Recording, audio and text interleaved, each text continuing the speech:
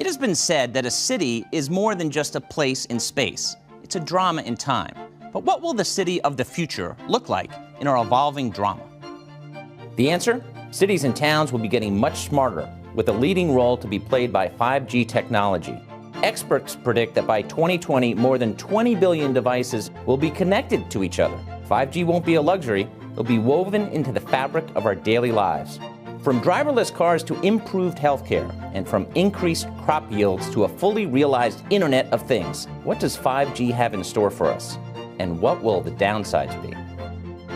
Hello, I'm Bob Cusack, Editor-in-Chief of The Hill, here at the Newseum. Welcome to Boundless, Building a 5G World.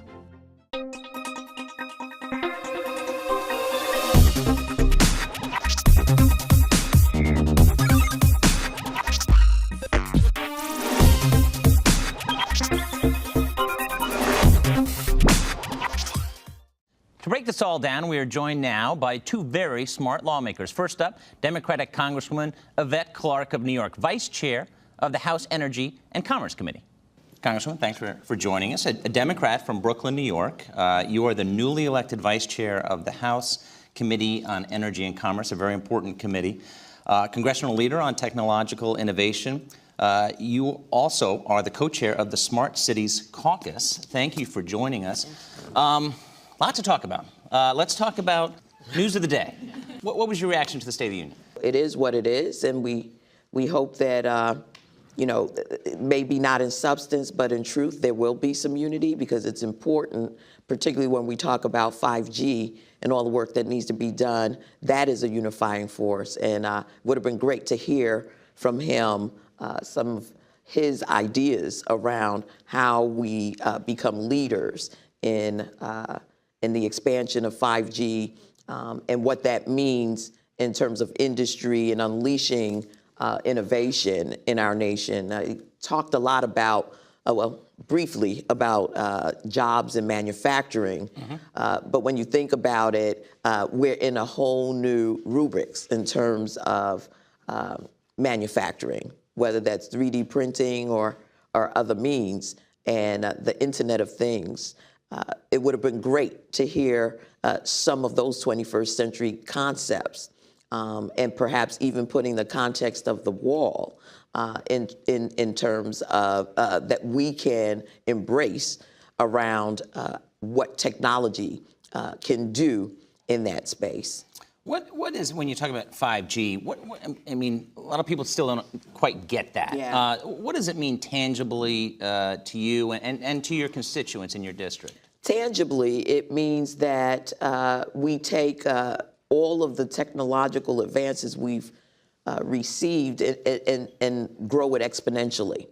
The experts in this space have talked about how 5G will take us to 100 times more access to one another worldwide from where we are with respect to 4G. So if you use 4G technology today, which is what we all use, 5G now opens up many more pathways for connectivity, which is basically the backbone and infrastructure for us to be able to communicate, to innovate, and the speed with which we're able to do that is far greater than the speed that we have today. So what we're talking about are using our airwaves, some which is dormant right now. For instance, the mid-band frequencies that would open up even more opportunity for us to communicate, for us to operate, to innovate in so many different ways. Whatever we can think of creatively can be done utilizing this new technology, which again is a virtual space in which we can communicate with one another, we can express ideas, we can operate subway systems. I mean, the possibilities are endless. As far as the Energy and Commerce Committee, when you talk about 5G and you talk about technology, it's one of those issues that actually brings the parties together. What do you see the committee doing along these lines, and what can policymakers and the administration do to foster innovation? Well, the FCC, which has this in its domain, has already begun doing what we call spectrum auctions. And those auctions are moving airwaves into sort of the private space so that it enables many of our corporate innovators to access it and to utilize it to, again, bring us all of the services that we use today, whether it's streaming, whether it's being able to communicate worldwide. And what we have proposed is something called the Airwaves Act, which would expedite the release of those spectrum bands that are currently not being utilized through auctions, and then, sort of build out that infrastructure or web of opportunities through our airwaves and bring it to the public in a very seamless manner. And that's going to be required nationwide in order for us to have sort of ubiquitous access to these technologies and the airwaves in which they are basically utilized. You mentioned the Airwaves Act, and the congressman who'll be on in a few minutes, he's also a co-sponsor of it. Do you see that moving this year, because it has bipartisan support? Well, we need to. I mean, because we're in competition, and it will put us at a disadvantage if we are late to the game. Our companies are already sort of leaders in this space, and if we allow other companies around the world to hit that sweet spot with 5G before we do, imagine what it will mean in terms of the shrinking of our access to the market. They will be developing new technologies, innovative approaches to accessing 5G, and we will be buying their technologies. They'll be eating our lunch, in other words. And so it's important that we facilitate this and that we do it expeditiously. When you say competition, are you talking about China? I mean, some have compared this to space exploration in the 1960s. Absolutely, absolutely. We know that China has a slight competitive edge right now.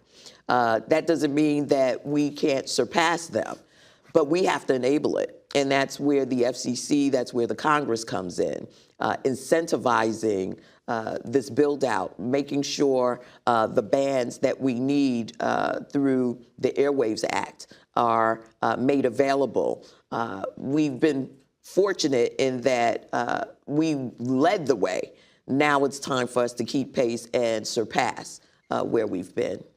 As far as oversight, and that's obviously one of Congress's biggest responsibility, when you're talking about innovation and technological advances, what are the dangers? I mean, you have cyber attacks out there. You've got privacy concerns. How can Congress, and also at the state and local level, make sure that people are protected?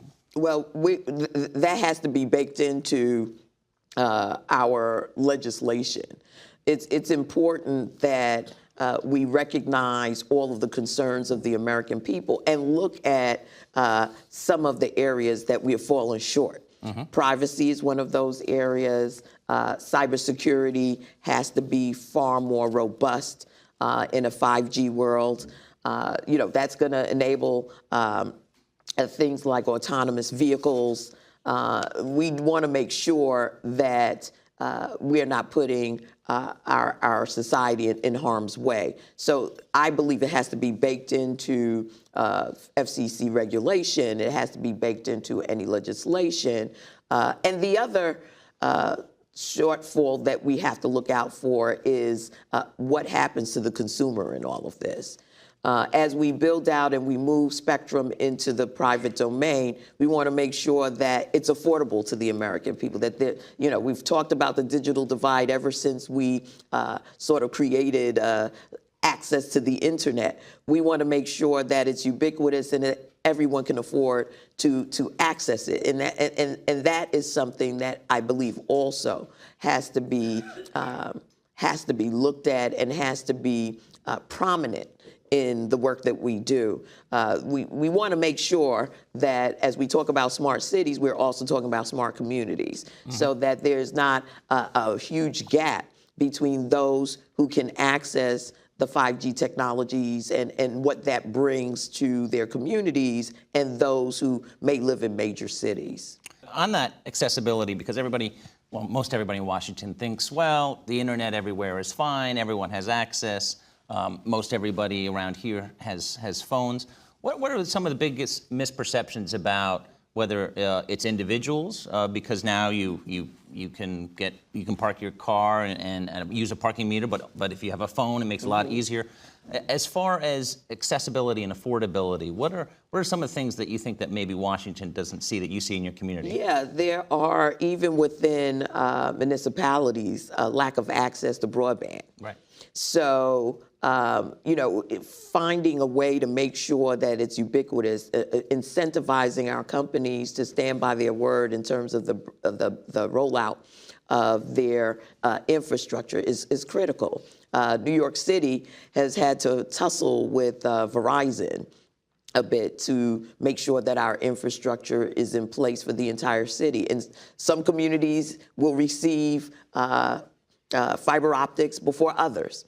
And so the speed at which people access that, the technology is an issue, right? And that extends into rural communities who, just by virtue of geography, have a very hard time accessing broadband. If we're going to be talking 5G, which is a new technology, which is far more advanced, then we have to make sure that we're looking at geography and how we're able to place devices that will connect everyone to this new technology. It's kind of remarkable where technology has gone. I was working with a former editor, and his daughter looked at an old typewriter in the corner and said, "What is that?" Okay, so where do you see 5G bringing us? You mentioned driverless cars, but it could also be in healthcare. Like, what are the big things that are coming that maybe people aren't aware? This is going to change how we live. Absolutely. Well, I mean, everything from environmental concerns can be regulated through 5G. I mean, sensor technology enables us to regulate traffic, to national security, and being able to develop new defense systems that will be far more environmentally sensitive and targeted. There are I don't think there's a space in our lives where 5G will not factor. And so that's why it's so very important that as we are engaged in this race, that we are looking at all of that. I mean, we talk about the Internet of Things, right? So energy efficiency, you leave your home, that automatically, the temperature is regulated in the home. The use of energy is downgraded so that we're not burning so much energy. And maybe it's shifted to lighting in the streets so that when people are returning home from work, the lighting then is raised so that no one feels unsafe in a community. There are so many ways.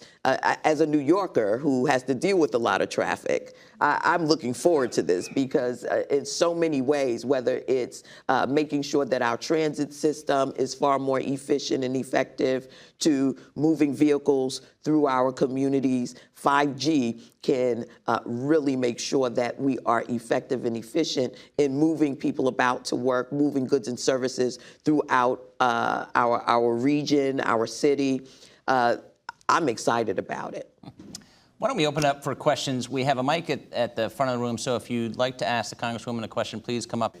Good morning. Good morning. I'm just curious about the role that local municipalities play in ensuring that, their residents, the local leadership plays in ensuring their residents are aware of 5G. Is there something that the legislation talks about? Yeah, I'm glad you mentioned that because we're going to need local zoning reform. 5G has an infrastructure unto itself.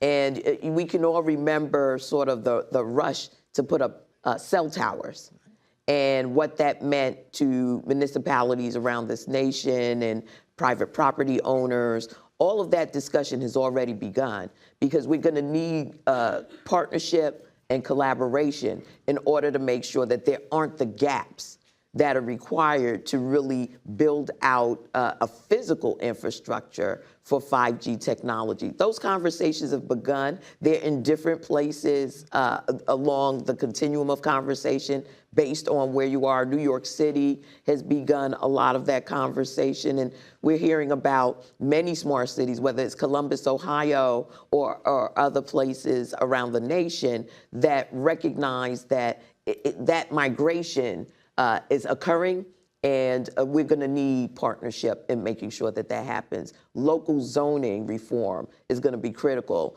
to our ability to expedite the rollout of 5G. Thank you. One last question. One of the agenda items that both parties are talking about that factors into this conversation is transportation infrastructure. Absolutely. Are you hopeful, optimistic that the parties could actually come together and get something done along those lines? We have to. I mean, I am hopeful. I am optimistic. That's by nature. The goal is to open everyone's eyes to the fact that we can no longer delay. Mm-hmm. And I think that there's been a lot of delay. But the bottom line to it is we're all seeing our infrastructure crumble beneath us.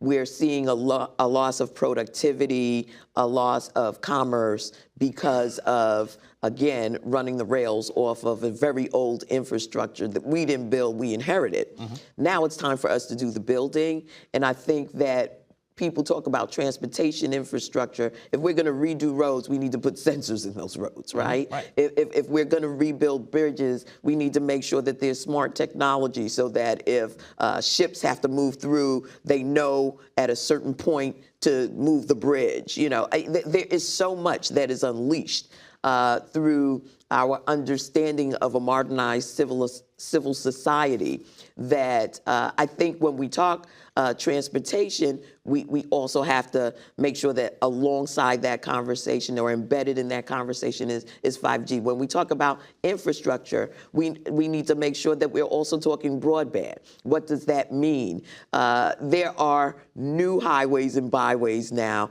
that we could not have imagined when we built roads and bridges. And so all of that thinking must be baked into any investment that we make right now. And I think that people are opening their eyes. Lawmakers from the federal, state, and municipal level recognize that it's time. And when we are in agreement on that, we should move forward. Thank you, Congresswoman Clark, for your insights.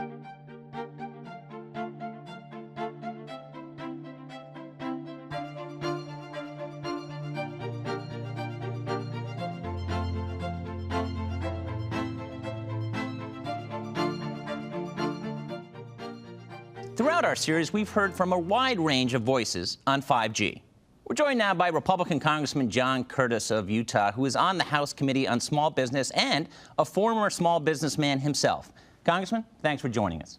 Okay, so why does 5G matter? And can you give us something tangible that you see, okay, this is what it is all about? Because I still think a lot of the public is trying to grapple of what this is. So I'm gonna pull out my little bag here. Okay. You want something tangible, and show and tell. I brought my laptop with me. Some of you may not recognize this. This is what we call a TRS-80, made by Radio Shack. This was, Bob, this was my first laptop. I bought it, I hate to admit, in 1985, and I was a senior at Brigham Young University. I was literally embarrassed to take this into class because it seemed braggy. So you were pumped about having this thing, so right? But you didn't want I to want show to know, off. I bought this with 32K of memory and upgraded it to 64K. Now, I don't even know if those numbers mean anything to you, but that's about the length of a letter. And so to me, when you say 5G, It is like the world we're in today is like this, and we are moving to an Apple iPhone. Does that make sense? And I think what really excites me is what we don't yet know about what to do with this 5G. There are things, autonomous vehicles and all of those things that we know and understand we'll use 5G for, but I'm here to tell you there are things that are so exciting that we haven't even thought of yet that will start to unfold as Americans get their hands on 5G. And how is it important, like internationally and with China? Obviously, internally for domestic reasons, it's important, but we're in this modern environment where wars are different, cyber attacks are happening. How important is it for U.S. policymakers such as yourself, the president and speaker, to focus on this issue? It is absolutely critical, and I think what scares us all is that many of us in Congress are older. I heard your last guest say she was born in '64, and I'm thinking, holy cow, I was born in 1960. Now, she described herself as a X. Yeah, it was a combination of Generation X and Baby Boom. Yes, I describe myself as a millennial. just so you know, millennial is a frame of mind, not an age. And Congress must be millennial. Does that mean we've got to figure out how to get a bunch of us old folks to think like millennials? And it's so critical. I love the reason I want to be a millennial is I love the way that they think, and the innovation and no boundaries and all of these things. And we've got to get Congress in that mode. But there have been hearings on technology, mostly in the Senate, where they're a little old, and a lot of members clearly don't understand technology. How can they understand it? Do they need to be talking to their grandkids more? So I think technology, and you're right, I watched those hearings and I know exactly what you're talking about. I think we all know exactly what you're talking about. And it's a little scary. I think one of the things that impedes us is the fear. It's embarrassing not to understand how something works, and we've got to bust through that, and it's okay to ask questions. It's okay to not understand something. And it comes quite naturally to a younger generation.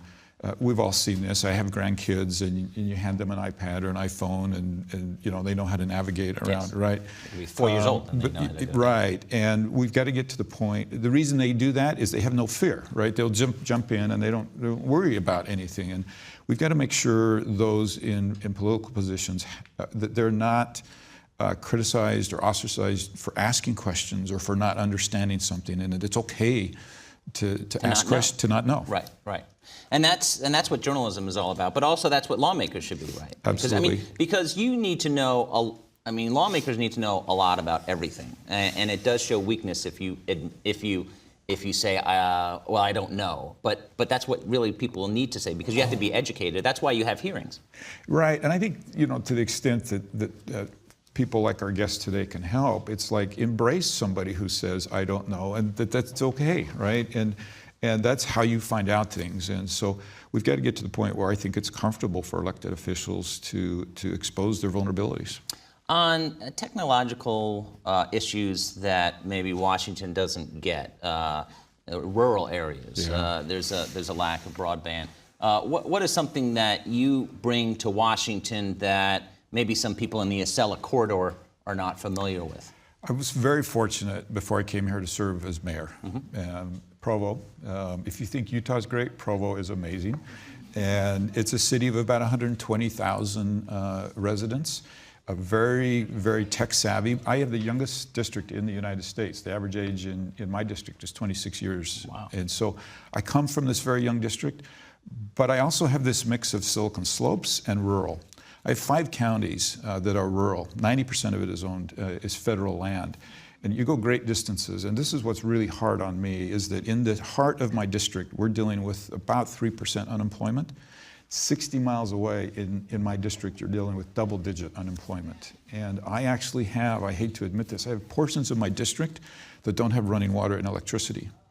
So as we talk about, everybody's going to have 5G, we've got to understand we've got a lot of work to do, and those who need it most are probably going to get it last. And what can local and federal policymakers do to fix that? That's a perfect question, and I like the way you ask it, because sometimes we feel like it's the responsibility of the federal government to fix everything. So let me first address the federal government and say the Airwaves Act is critical. The spectrum is awesome, but what I really like about the act is it actually takes 10% of the revenue, sets it aside for underdeveloped areas to get broadband, to get 5G into those areas. Now think about that, because the reason that we don't have the best in those areas is the distance makes it very, very hard to pencil. So by setting aside that 10% of the revenues and allowing that to be invested in these underdeveloped areas, we're doing a great thing for the rural parts of the district.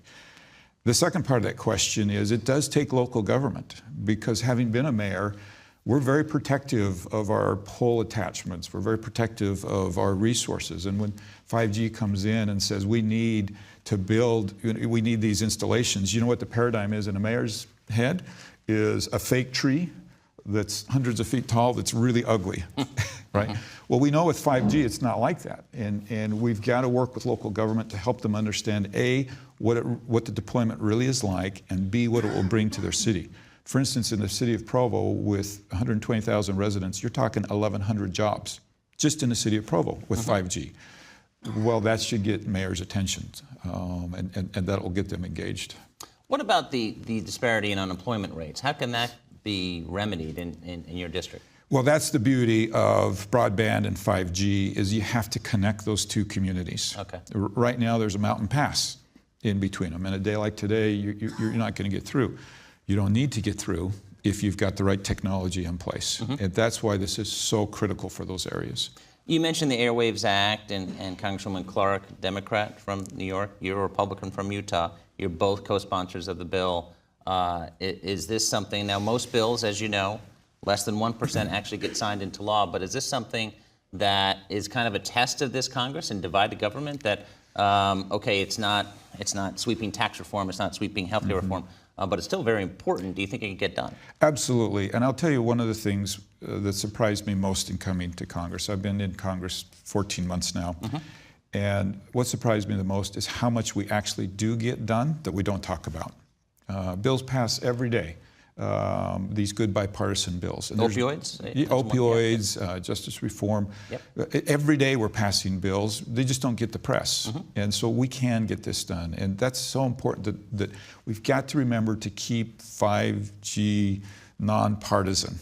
Right. Because the moment it becomes owned by a single party, then that's when it loses. But there's no doubt in my mind we can work together and get a bill like this through. And I'd love to put a pitch in for another bill that I have. It's called the Rural Broadband Permitting Act. It speeds delivery and the permitting process in the rural parts of the United States for broadband. Right now, it can take up to 9 years to permit across federal land. We don't have 9 years to wait, obviously, in these areas. So I'm really excited about that bill as well. You mentioned you've been in Congress over a year. What has surprised you? And specifically, have you been able to form relationships on the other side of the aisle? So, people back home, this is the question I get the very most. What surprised you? And what I say to them with a smile on my face is, there are a lot of really good people here. And there are. There really are. And you know, you hear back home, we love to talk about the swamp, you love to talk about, all the bad people here. Right. The reality of it is, I hardly meet somebody that I don't walk away and say, that's a really good person. And they came here for the exact same reasons I did. We see issues differently. Sure. But they came here for the same reason that I did. And most of the time, we work together very well.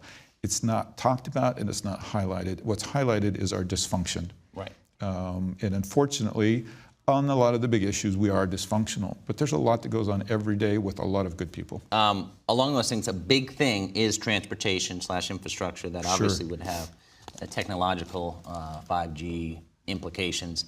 Can that get done? Well, and does it have to get done this year as opposed to next year, an election year? It would. The reason you're getting this little pause from me is what's missing is the funding source. Right.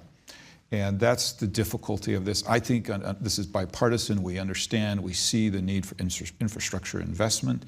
The difficult part is how do we pay for it?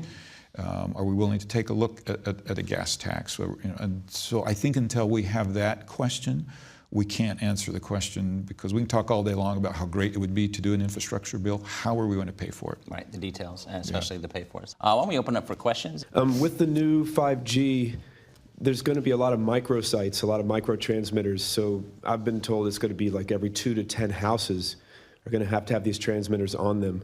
Homeowner ownership, privacy.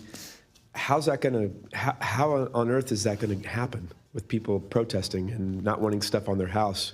So I actually believe the success of it can't be dependent on individual homes. You have telephone poles, you have, and this is why it's so important for local governments to buy in, municipalities. Look, we connect. In the city of Provo, I know how much water you use. I know when you turn it on. I have a little monitor on your sewer in your yard, right? I know your electricity usage, all those things. We have those assets already that you're looking for. The key to the most of them is actually the cities. Awesome. Thank you. That is, I mean, it's an interesting question, though. How does Congress and the administration, government agencies that have jurisdiction, how do you toe that line of regulation? Because some things certainly have to be regulated, but not over-regulated. This is why local government is so important. The more regulation we do at the federal level, the worse this is going to be, and the slower this deployment is going to be. Unless we have the hearts and minds of our local elected officials and they understand how important this is to their city, this will be far more difficult. But my question is about how 5G is going to be improving the quality of life of our seniors. Yeah. And if you could speak to that, whether it's something like the autonomous vehicles and being able to actually hop in and hop out, not being able to drive. I love the question, because if we don't discover that, we will fail, right? I mean, that would be so tragic to have a generation miss this. As you're talking, I'm thinking of several things in my mind. One is rural health care and our seniors in the rural parts of my district. Imagine right now needing to get into your car and drive 4 hours just to see the doctor, versus the technology to get a visual contact with the doctor in your home, have that checkup. I mean, the ramifications for healthcare are vast and really very exciting. I think about it, my parents, I lost both my parents several years ago, and as they aged, I needed to have connectivity with their home. And I struggled. I went out and bought the best technology at the time, and it was clunky and it wouldn't work. And I need to know if my mother has an accident and falls, right? And so the technology is there. It will be there with 5G to communicate with devices in her home, whether it's doorways or bathrooms and all of those things that will let a loved one or a caregiver be able to know what's going on in that home. I think it's really critical for our seniors. You mentioned autonomous vehicles. One of the hardest moments in my father's life was the day they took away his driver's license. And imagine had he been able to just go out without anybody with him and hop in a vehicle without a driver's license. And so I think there's applications that are going to be wonderful for our seniors. Thank you. And along those lines, I mean, would your father have accepted that? Accepted, okay, I'm going to get in this vehicle that doesn't have a driver? So No. I once heard that when elevators first came, people wouldn't get into them without an operator, right? And then just the other day, I looked in my elevator and I laughed because there's a phone in an elevator. Why do we need a phone in an elevator? It's because historically they were so scary that people felt like they needed a phone in there in case there was an emergency. I'll tell you, in the case of my father, is what would make the difference for him is if he was in control. Right. So he wouldn't want a vehicle to pick him up and him not be able to say, I want to go to the park. Right. No, I want to park on this side of the park, right? That's Having what control. my father wanted control. He hated, that's why he hated giving up driving, is he wanted to be able to be in control of that vehicle. So that to me would be the key. Makes sense. I have one last question. Hey, thank you. There's a lot of technology out there that we cannot guarantee is secure at this point. How do you see us moving forward? Yeah, as the mayor of Provo, we were a public power city, and I know exactly what you're referring to. We've got to figure this out, right? As I was talking about having the technology to know what's going on in my mother's home, I'm thinking that means somebody else could know what's going on in my mother's home. And that is very, very threatening. And I think if anything can stop this, It won't be bandwidth, it won't be deployment, it will be the privacy issues involved in this. And unless we get our arms around that, I think that's ultimately the biggest threat to not only 5G, but all of this technology. Thank you. Thank you, Congressman Curtis. Coming up, my colleague at Hill TV, Jamal Simmons, will sit down with industry leaders. But first, what do big city mayors think about 5G? The Hill's national correspondent, Reed Wilson, sat down with the mayors of New Orleans, Dallas, and Pittsburgh to learn how they think 5G could transform U.S. cities.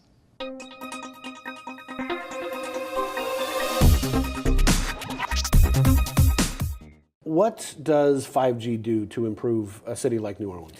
Well, first of all, 5G just allows us to expand the services to residents. So one example is the Real-Time Crime Center, public safety tool.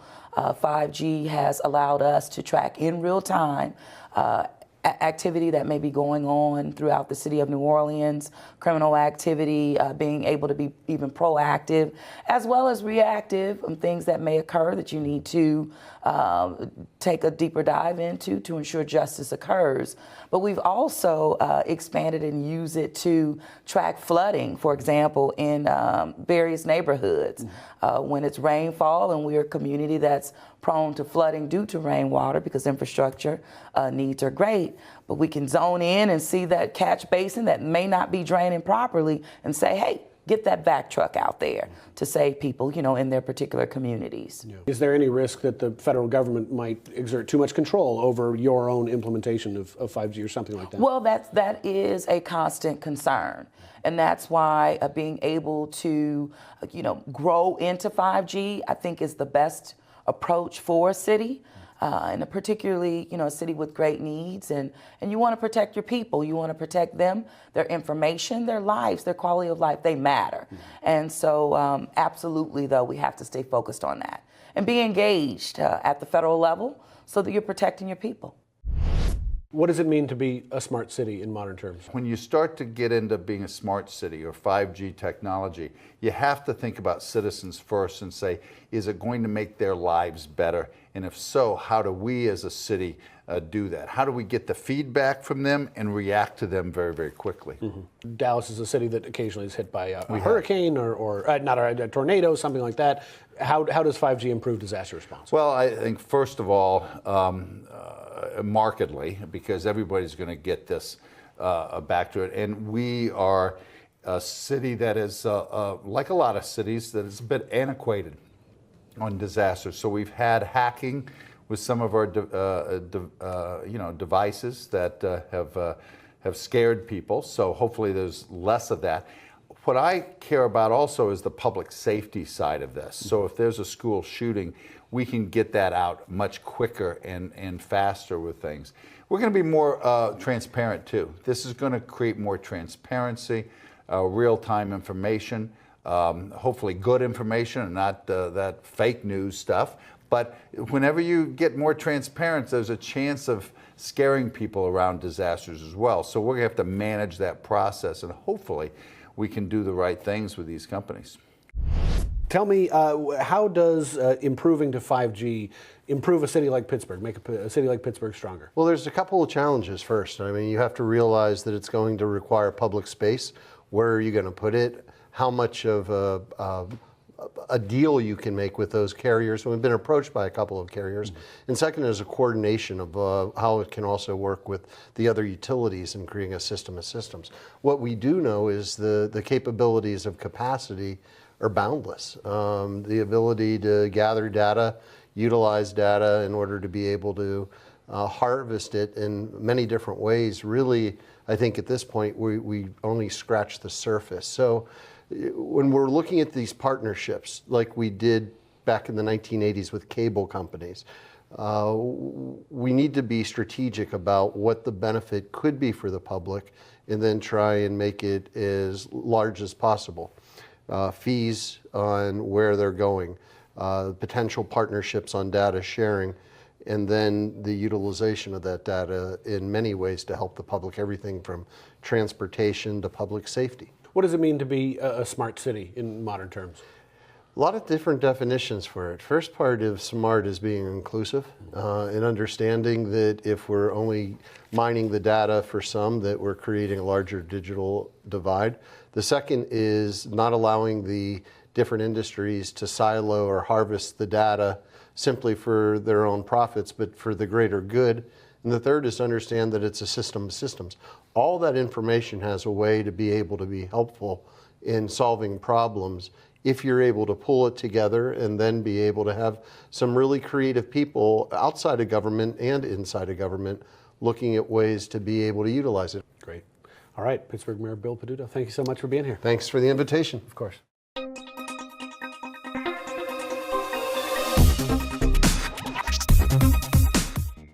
I'm Jamal Simmons from Hill TV. We are joined by some of the sharpest experts in the industry to discuss the challenges of a 5G world. So let's get started. Mike, you're going to start us off with just a little bit of a primer on what is this 5G that people keep talking about? That's a great question. It's actually something that's talked about a lot in the industry and defined in different ways.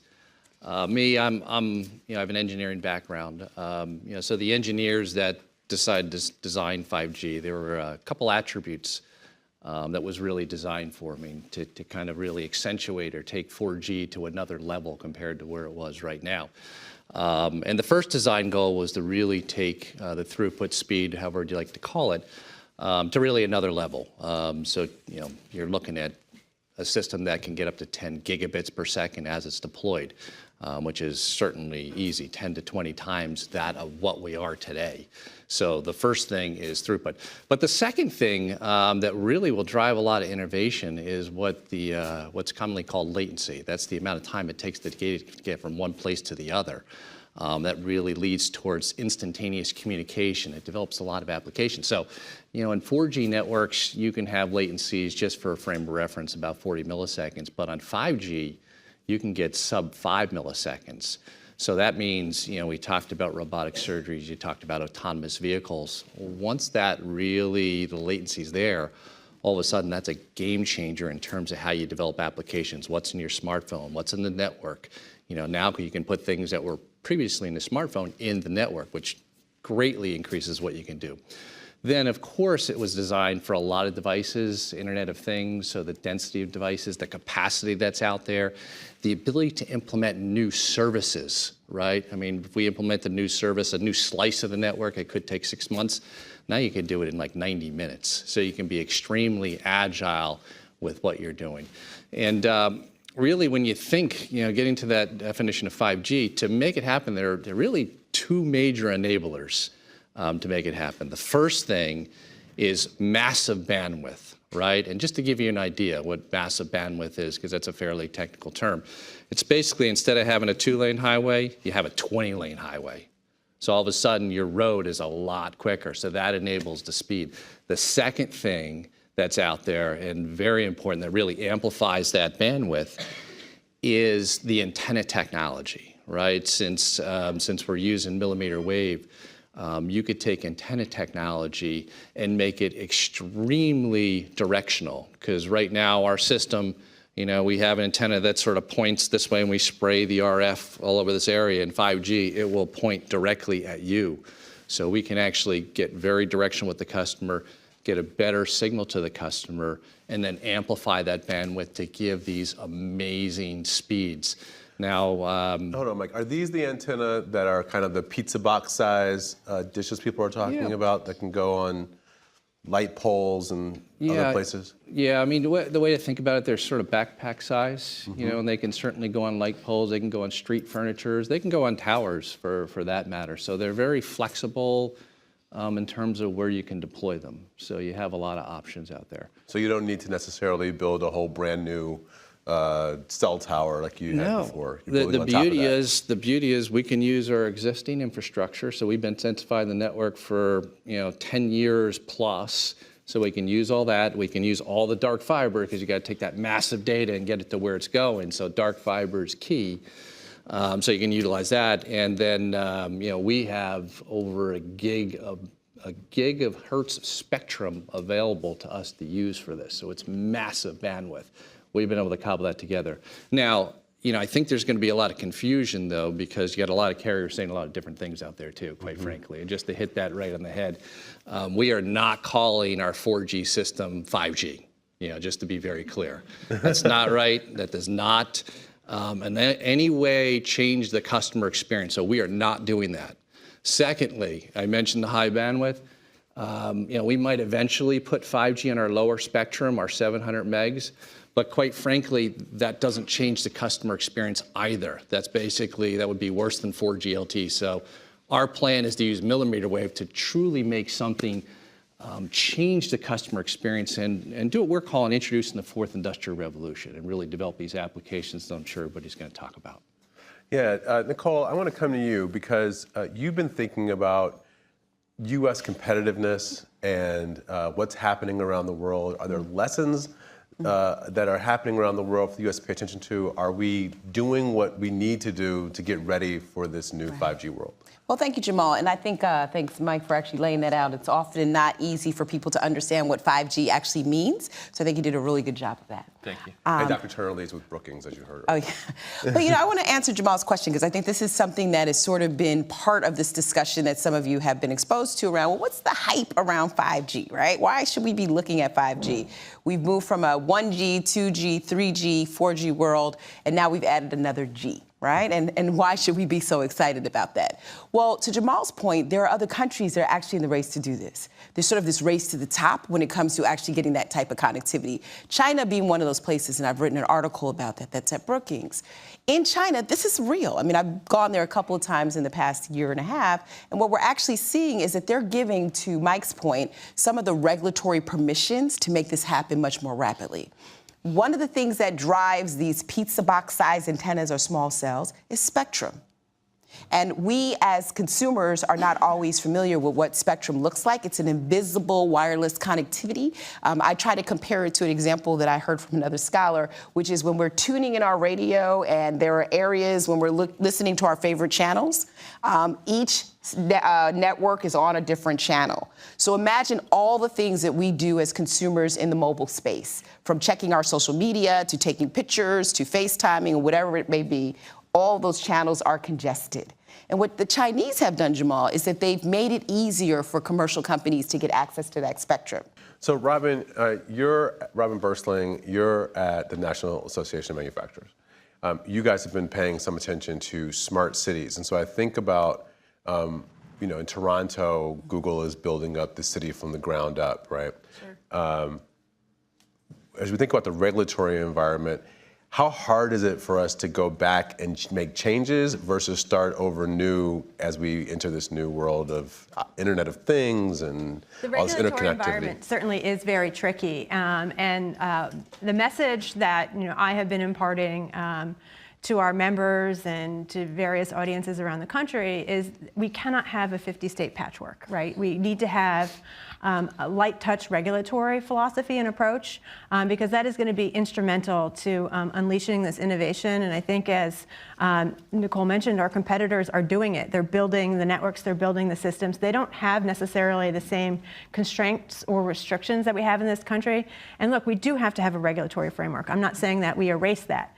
We just have to be very smart about it. At the end of the day, technology is the key differentiator and will be the key differentiator for American manufacturing. Manufacturers contribute over $2 trillion to the U.S. economy. It is we are growing, we are expanding, and we are evolving. Jamal and I were talking earlier that the factory floor of our grandparents' time is a lot different than what you would see today visiting a manufacturing facility. I think the transition itself, there's an Accenture study, 3 million jobs during the transition that we may see, and then fully implemented from another group, $3.5 trillion globally in terms of new growth. At CTIA, you guys are thinking about all these products and interconnectivity. What's your approach as you think about particularly the Internet of Things? Because this is something that it's happening more and more, that all of our devices are working together. Well, yeah, it's been said already. With the 5G networks, actually, let's take a step back, right? With 4G, we're all on 4G phones right now. 4G connected all of us, right? We're all connected.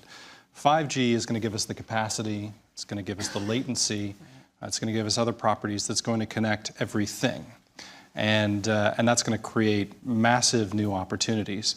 You mentioned a number from Accenture.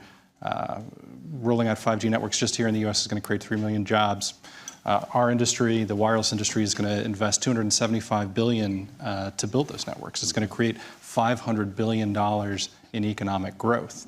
And really that's just scratching the surface. Those numbers are actually, I think, about 18 months to 2 years old. As we get closer and closer to the rollout, we're seeing even bigger numbers. Just yesterday, we released a study just on mid-band spectrum, which we can get into a little bit, and the comparisons in available spectrum globally. And just that study showed that making 400 megahertz of mid-band spectrum available here in the U.S. Would add $274 billion to our economy. So the numbers are big. The impact is really big. Are we concerned at all about distribution, that everybody in the country will have access to this speed and capacity at similar times or within the same time frame? Well, we're really proud, and I think we have reason to be proud with the way our industry has covered the country. Today, something like 99% of Americans, I think it's higher than that, have access to 3 or more 4G providers. That's pretty impressive. Dr. Turner-Lee, I think, could talk a lot about the impact that wireless has had in closing some of the gaps in low-income communities, minority communities.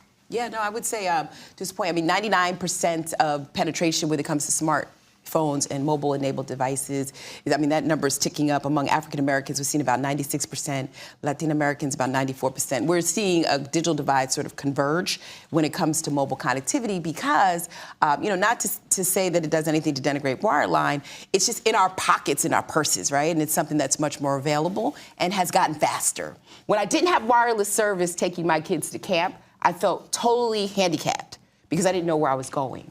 And I kept having to go back to the major city to sort of download my online application only because I was lost. And I came back and I told somebody, imagine living in a community like that and you have nothing. Yeah.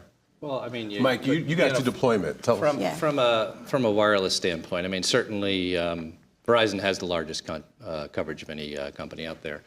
So we do pride. And the same was plug. My colleague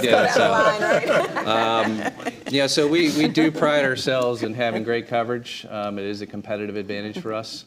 It is part of our proposition. We continue to deploy our network. We're certainly gearing it towards where people are. Yep. Because that is certainly one of the things we look at. So we continue to invest a ton of money in both building out the capacity and the coverage. What's your struggle, though? What's difficult in getting this done? In terms of the outlying areas, again, it's zoning. It's, again, going where people are and where it's going to have the best use, because, again, you can't build everywhere instantaneously. You got to pick where you're going to build. But clearly, we, as a wireless company, believe that if we provide you excellent, reliable service, right, because you want to work downtown, rural, wherever it is, we expect to have, excellent LT speeds, right? And we expect to have excellent coverage, right? And we do have products out there that actually do provide a landline service on 4G. So if you're in a rural area, you can take advantage of that. And one of the things I noticed specifically when we went to our unlimited pricing plans, we did see a surge in those areas for people using that as their home service because, again, our coverage is awesome. So people took advantage of that unlimited data rates and were essentially using it for their landline because you can get great speed. Because the technology itself, we're deploying all that sort of technology, whether it's rural or urban, in the cell sites. There's no limitation to you can only deploy the technology in urban versus rural. So we'll look at the technology, we'll map it according to the demand we'll see, and we'll roll that technology out there. It's actually pretty simple because with wireless, the way it's inherently designed is you only need to make an upgrade at the cell site, right? You don't need to go to the customer's premise to, roll something out or trench up their lawn. It's not what you need to do. You just need to go to the cell.